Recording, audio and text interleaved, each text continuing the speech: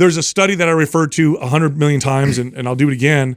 And it was a groundbreaking study where they went to modern hunter-gatherer tribe called the Hadza tribe, and they live the way that we lived, 50,000, 100,000 years ago, presumably, which is they don't have modern agriculture, they don't have technology, they hunt and they gather, and they move a lot in comparison to the average Westerner. They move a lot.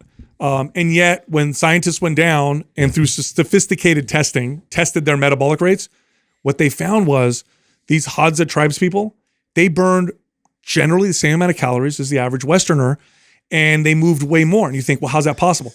Well, the kind of movement that they did wasn't like this crazy muscle building movement. It was a lot of cardio, lots of running, lots of walking.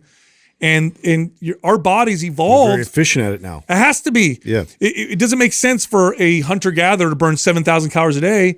You can't find 7,000 Well, and calories. if it didn't happen that way, all of our athletes would disappear. Yeah. Because anybody who's ever seen a professional athlete, their training volume is unbelievable. And if just training more cardio, burning more calories was an effective method to continue to lose, then every athlete would be 60 pounds and just a bag They'd of have bones. to eat like 20,000 calories a Yeah, day. or they'd have to eat 20, 30,000 calories to maintain that, which is not the case And at under all. the assumption like food's always been that readily available. Yeah. It's like, I feel like we have to address to the fitness dorks that that glom onto the studies that talk about that 3 pounds of muscle metabolically is insignificant, and so That doesn't work you shouldn't that way. worry about losing it. It's you're gonna have when you go in it because this is messaging right in our space.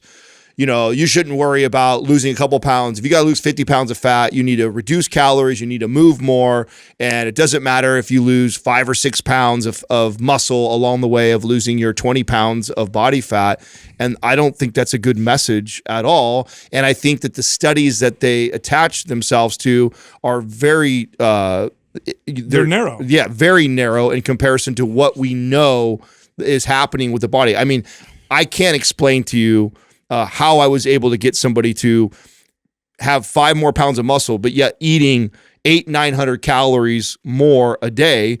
But I've seen it. I've seen it so many times happen before. Now, what the studies show is that, the muscle is only needing an extra 6 to 20 calories more a day. So mathematically, that doesn't make sense. But then you have to factor in the behavioral change that happens for that person because they're fitter than what they were before. Also, what the behavioral change around in order to maintain and keep that muscle around that. Also, the behaviors around nutrition in order to maintain that muscle. It's more than